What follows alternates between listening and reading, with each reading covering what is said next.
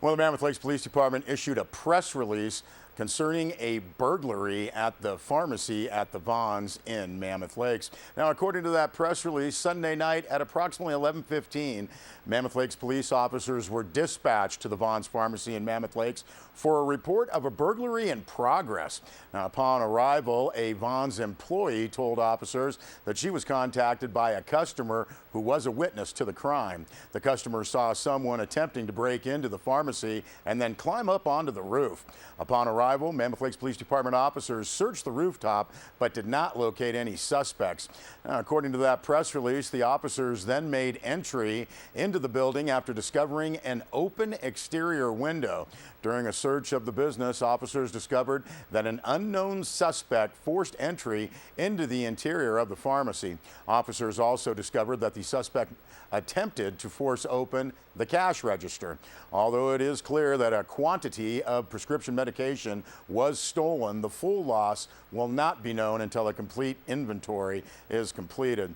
Now, after reviewing the surveillance video, Mammoth Lakes Police Department officers obtained the following description of the suspect, calling him or her a person of unknown gender, wearing a dark hooded jacket or sweatshirt with the hood pulled over the suspect's head and a red scarf or bandana covering their face, skinny jeans, light colored gloves, and gray tennis shoes. The suspect was about 5 feet 8 inches tall and appeared to have a thin build. The suspect was seen on the surveillance video carrying a large amount of medication out of the pharmacy. Now, anyone with any information regarding this crime is asked to contact the Mammoth Lakes Police Department and speak with Detective Doug Hornbeck or Sergeant Mark Moskowitz at phone number 760-934-2011. Well, Bennett Kessler filed this following report.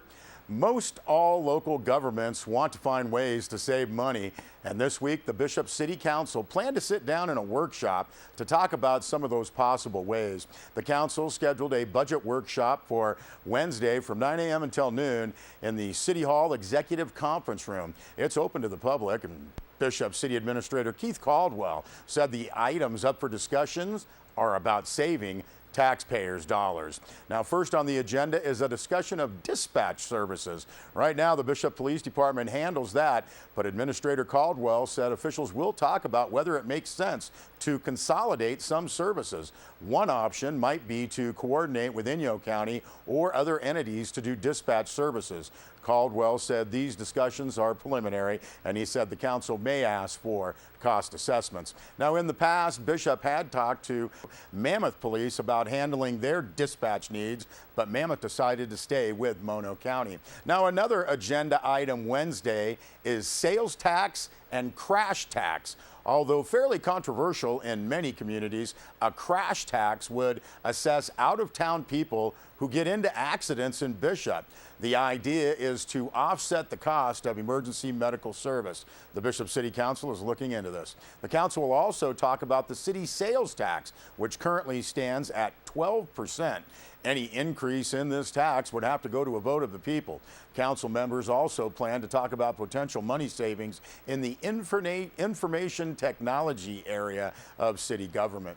Now, though not on the agenda for Wednesday, Caldwell did say the Bishop Chamber of Commerce is looking into a Tourism Business Improvement District assessment for Bishop. Of course, Mammoth Lakes businesses and the town council did support this kind of district and assessment on lodging, retail, restaurant, and ski resort gross sales, with the idea of spending the money on more marketing. Now, Administrator Caldwell said Bishop would likely look at where this kind of district has been successful and may ask Mammoth Tourism Director John Erdy to come to Bishop and talk about Mammoth's experiences.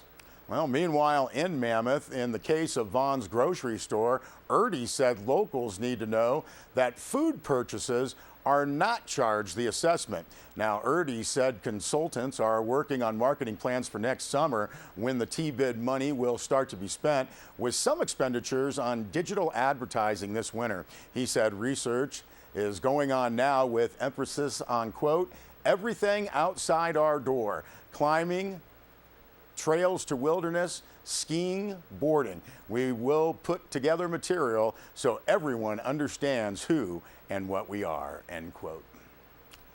Well, of course, to learn how the latest version of the Title 24 energy efficiency standards will affect the future of new construction in California, and that is scheduled for next week. Sierra Wave Media's Rob Gill talked with Rick Phelps of the High Sierra Energy Foundation. Title 24 governs the building requirements for the state of California, and we're giving a free class on November 7th at the Cerro Coso campus in Bishop. It starts around 8:30 in the morning. We'd appreciate it if you call up and register. You can reach us at 760-934-4650. It'll be very informative for engineers, architects, city officials, homeowners, and business owners that are considering a new building. But we've got building envelope for residences, that is the outside, what the house looks like, window requirements with regard to solar gain. There's some new requirements on cool roofs. Cool roofs are roofs of the material particularly applicable down in the valley that reflect heat during the summer. We have skylight requirements, new heating, ventilation, air conditioning, lighting, a whole range of everything to do with the building, from the envelope, the outside, the windows to the inside. And there are different regulations, all which are designed to get more efficiency out of each structure. In fact, some estimate that these requirements will reduce energy need by 25 to 30%. Well, these are the 2013 standards that, for reasons only the state can explain, go into effect January 1, 2014. This class will be taught by Martin Dodd of EnergySoft, which is one of the intellectual resources in the state for developing the models that define energy use in a building. He works closely with the Utilities Commission and the utilities in the design of these programs. So we have someone that's a superstar. He's been there before, and everyone has found his classes extremely informative. Well, the obvious benefit is if you're building something and the regulations are confusing or not clear, this will be a quick way to get them explained by someone who's an expert in the field. The not so obvious reasons to come here are it defines something. We all talk about Title 24 as some big amorphous set of regulations, but it'll help people better just understand the structure of these regulations, why they're designed to encourage energy efficiency, so that as they go forward, they're just better informed about the specifics. Well, the High Sierra Energy Foundation is the manager of the Eastern Sierra Energy Initiative, which is a local government partnership among Southern California Edison, City of Bishop, County of Inyo, County of Mono, and Mammoth Lakes. And our goal is to increase energy efficiency in the Eastern Sierra. This is the second or third time we've done this program over the last several years as these updates come about. And all that have come have found it very, very helpful. If you want more information, please contact me, Rick Phelps, at 760-934-4650, or Pamela Staden, who also works with the High Sierra Energy Foundation, at 760-914-3261. Well, we thank Rick and Rob for that, and that phone number is 760-934-4650. We'll be back with more news.